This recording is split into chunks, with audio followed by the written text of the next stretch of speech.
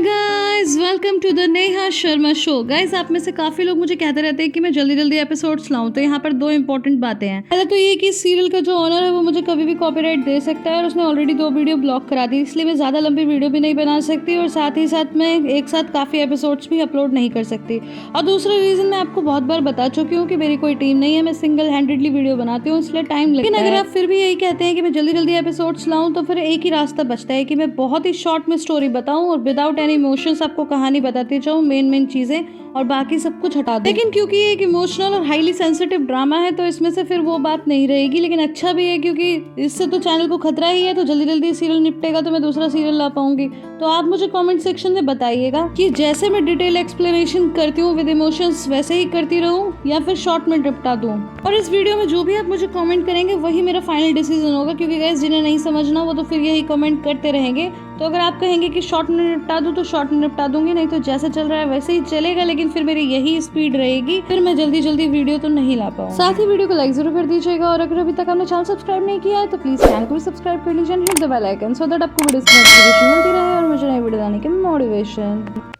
डोरुक बोलता है शायद मॉम हमारे साथ हाइड एंड सीक खेल रही हैं, अब हमें भी जाकर छुप जाना चाहिए। लेकिन बाहर बहुत जोर जोर से रोने लगती है, जिससे डोरुक अपने कान पर हाथ रख लेता है। बाहर चीख चीख कर तड़प तड़प कर जमीन पर लेट कर रोती है, जैसे कि सब कुछ खत्म हो गया हो। बच्चे बार बार दरवाजा खटखटाने लगते हैं कि मॉम बताइए ना क्या हुआ, आप रो क्यों रही हो। और ये सब सुनकर वहाँ पे सार्प और पेरिल भी आ जाते हैं।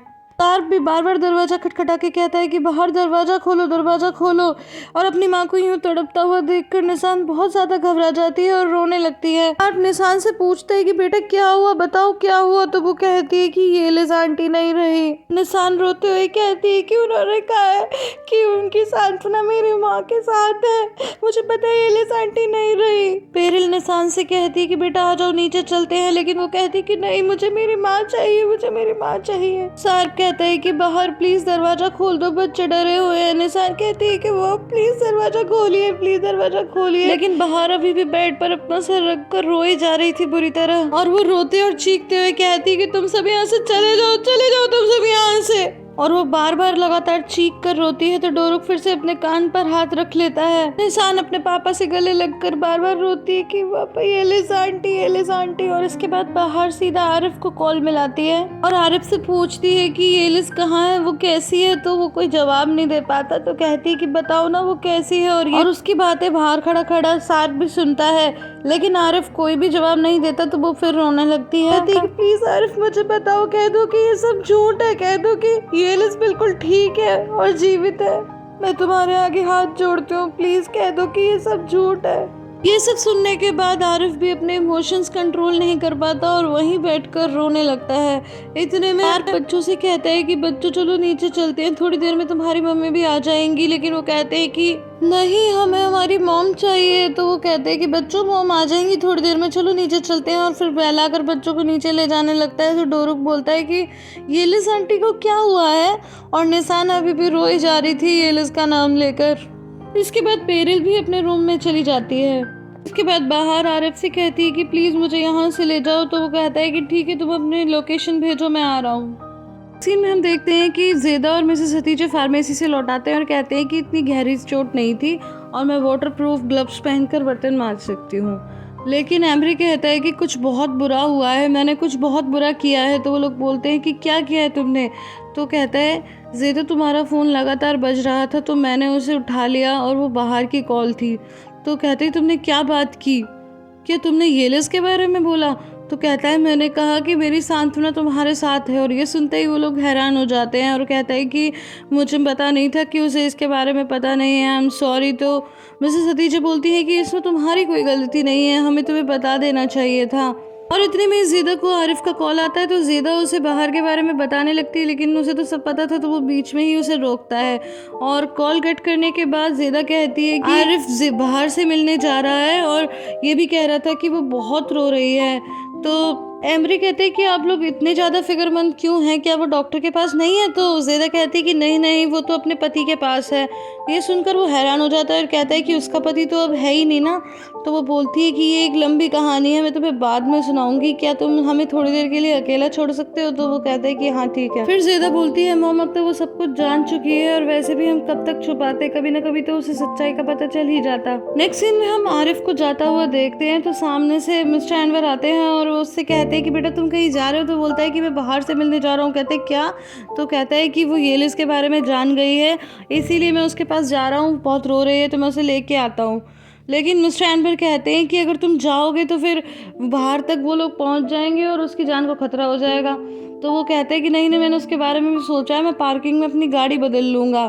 तो मिस्टर एनवर कहते हैं ठीक है तो फिर चलते हैं। तो वो कहता है कि नहीं नहीं अंकल आप मत जाइए, आप यहीं रहिए, ज़ेदा और हतीजा आंटी का ख्याल रखिए। लेकिन मिस्टर एनवर जिद करने लगते हैं कि नहीं नहीं मुझे भी जाना है। तो कहता है कि आप क्या चाहते हो, पहले ही हम येलिस को खोज चुके हैं, अब और क्या क्या देखें, आप कहीं पे रहो। तो मिस्टर एनवर बोलते हैं ठीक है लेकिन तुम बीच में मुझे अपनी खबर देते रहना। लेकिन आरिफ बोलता है कि देखिए मुझे वहाँ पहुँचने में 3 घंटे लगेंगे, उसके बाद ही आप मेरी फिक्र करना शुरू करना। और गाड़ी में बैठ के वहाँ से निकल जाता है।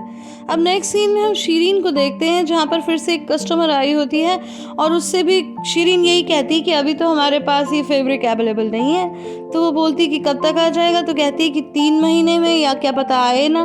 तो फिर वो लेडी कहती है क्या 3 महीने में? तो कहती है हाँ। तो वो लेडी बोलती है लगता है तुम बेचने में इंटरेस्टेड ही नहीं हो। और जब वो वहाँ से चली जाती है तभी वहाँ पर एक पोस्टमैन आता है जो कि एक डॉक्यूमेंट लेकर आता है, जिसे देखकर शीरीन हंसने लगती है क्योंकि उसमें लिखा होता है कि जो मिस्टर धूमदार हैं वो किसी क्राइम के विटनेस हैं और उन्हें तुरंत ही कोर्ट आना होगा, अगर वो नहीं आएंगे तो फिर पुलिस उन्हें लेकर जाएगी। और ये जानने के बाद वो डॉक्यूमेंट को सीधा डस्टबिन में डाल देती है। नेक्स्ट सीन में हम देखते हैं कि आरिफ एक पार्किंग में आकर अपनी गाड़ी बदल लेता है और दूसरी गाड़ी में बैठकर वहां से निकल जाता है। और नेक्स्ट सीन में हम देखते हैं कि शीरीन मिस्टर धूमदार को शॉप पर आता हुआ देखती है तो पोछा लगाना शुरू कर देती है और उसे देखकर वो थोड़े खुश हो जाते हैं। तो फिर वो कहते हैं कि क्या कोई ग्राहक आया?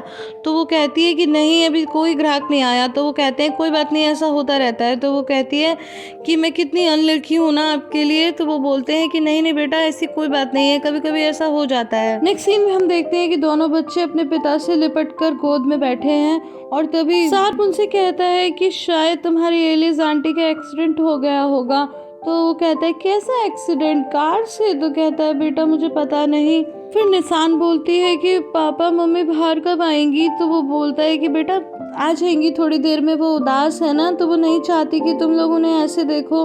लेकिन डोरुक बोलता है कि मुझे तो मेरी मम्मा चाहिए। तो निशान बोलती है कि मुझे भी मम्मा चाहिए, चाहे वो उदास ही क्यों ना हो।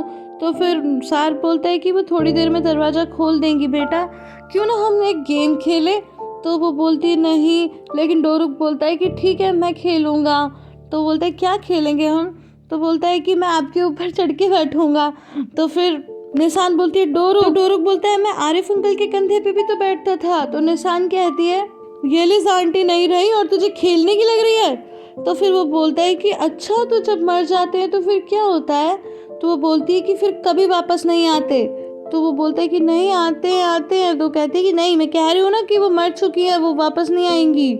तो डोरुक बोलता है कि पापा भी तो नहीं रहे थे लेकिन वो वापस आ गए क्योंकि हम लोग खुश थे।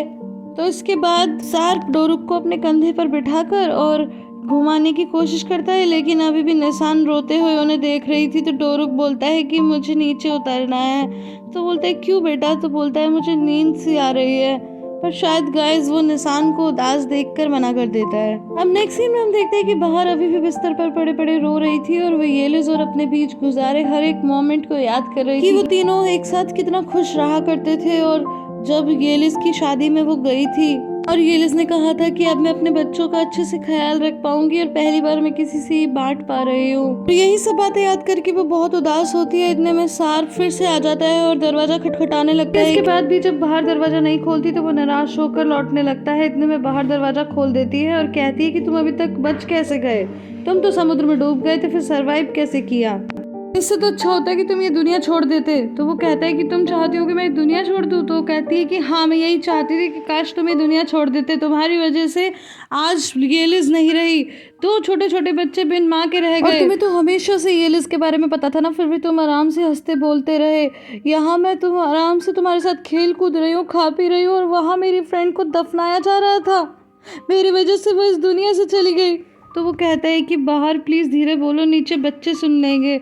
तो कहती है सुनने दो बच्चों को, सुनने दो सबको, तुम्हारी पत्नी को भी सुनने दो। दरवाज़ा खोल देती है उसका और कहती है कि तुमने हमारी ज़िंदगी को बर्बाद कर दिया, इससे तो अच्छा होता है कि तुम इस दुनिया में ना रहते। जान लेने दो सब कुछ बच्चों को। और ये कहते हुए नीचे चली जाती है। तो धीरे से आर्प भी बड़बड़ाने लगता है कि मैं कौन सा जीवित रहना चाहता हूँ, मैं भी यही सोचता हूँ कि पता नहीं मैं कैसे बच गया। और पेरिल भी ये सब सुनकर हैरान होती है और फिर पेरिल से कहता है देखा तुमने, वो ये क्या कह रही है। एंड गाइस ये सब भी वो अपनी पत्नी से ही कह रहा है। इसके बाद बाहर अपने दोनों बच्चों को गले से लगाकर बैठ जाती है और खूब रोने लगते हैं तीनों। और पूछते हैं कि येलिस आंटी को क्या हुआ। तो बाहर कहती है कि उनका एक्सीडेंट हुआ, लेकिन निसान कहती है कि मुझे पता है आप झूठ बोल रही हो, उस दिन वो अंकल आए थे ना, उन्होंने ही कुछ किया है। तो डोरुक बोलता है क्या उन्होंने गोली चलाई? तो फिर बाहर कहती है प्लीज़ बेटा ऐसा मत बोलो, ऐसा कुछ भी मत बोलो, तुम लोगों को बताऊंगी पर अभी कुछ मत पूछो। फिर आर्प कहता है कि बच्चों मैं तुम्हें बताता हूँ, उस दिन जब हम वहाँ से निकले तो वो कुछ खराब अंकल घर में आ गए थे और येलिस आंटी उन पर चिल्लाने लगी, दोनों के बीच में बहस हुई और इसी बीच गलती से गोली चल गई जो येलिस आंटी को लग गई। तो डोरुक पूछता है कि क्या उन्हें पता था कि वो असली और ट्विंच की माँ है। वहीं दूसरी तरफ हम आरिफ को आता हुआ देखते हैं। नेक्स्ट सीन में निसान बोलती है कि मॉम फिर उन बच्चों का ख्याल कौन रखेगा, लेकिन बाहर बोलती है कि बेटा मुझे नहीं पता। तो डोरुक बोलता है हम चलकर देखें। तो निसान कहती है कि शायद उनके ग्रैंड पेरेंट्स ध्यान रख लेंगे। इतने में बाहर बोलती है कि बच्चों आरिफ अंकल आने वाले हैं, मैं उनके साथ जा रही हूँ, मुझे कुछ ज़रूरी काम है। तो निसान बोलती है मम्मा हम तो बोलते कि तुम तुम्हारे पापा के साथ रहना और मैं रात तक वापस आ जाऊंगी। बच्चे बोलते हैं कि हमें भी आरिफ अंकल को देखना है। तो बाहर कहती है ठीक है, तो तुम लोग अपने कोट और शूज़ पहन कर आओ, गेट पर मिल लेना। इतने में उसे आरिफ की कॉल आ जाती है और कहता है कि मैं 2 मिनट में पहुंचने वाला हूँ। तो ये सुनकर सार्प एकदम चौंक जाता है और कहता है कि तुम नहीं जा सकती, इस बच्चों को खतरा हो सकता है, हम सबको खतरा हो सकता है। तो बाहर बोलती है कि दूसरों को खतरे में डालने वाली बात तो तुम मत ही बोलो। लेकिन जब बाहर नहीं मानती तो कहता है कि मुझे मजबूर मत करो कि मैं तुम्हें जबरदस्ती रोकूं। बच्चों को ये सब देखकर अच्छा नहीं लगेगा, तुम उस आदमी के साथ कहीं भी नहीं जा सकती। तो वो बोलती है कि अगर मैं अभी नहीं गई ना तो फिर मैं यहाँ से भागूंगी और उसके बाद सीधा मैं पुलिस के पास जाकर सब कुछ बता दूंगी। तो इसके बाद दोनों बच्चे आ जाते हैं और कहते हैं कि मम्मा चलो। इधर आरिफ भी गेट पर पहुंच जाता है और सार्प के आदमी उसे रोकते हैं और कहते हैं कि तुम कहाँ जा रहे हो, तुम्हें किससे मिलना है। लेकिन इतने में बाहर वहाँ आ जाती है और आरिफ को आवाज़ देती है और आरिफ को देखते ही दोनों बच्चे उसकी तरफ दौड़ जाते हैं और उसके गले से लग जाते हैं। वो पूछते हैं कि बच्चों कि तुम ठीक हो।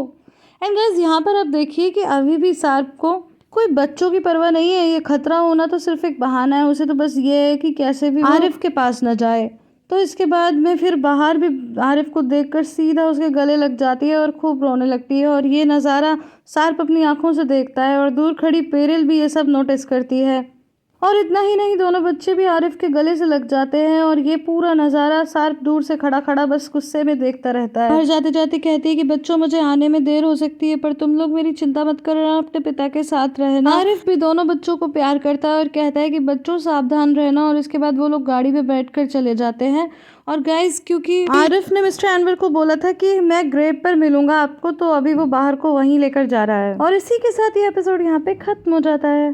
गाइस आई होप आपको ये वीडियो पसंद आई होगी। अगर पसंद आई है तो इसे लाइक शेयर एंड कमेंट करना बिल्कुल भी ना भूलें। फिर मिलती हूँ अगले वीडियो में, तब तक के लिए bye bye and take care.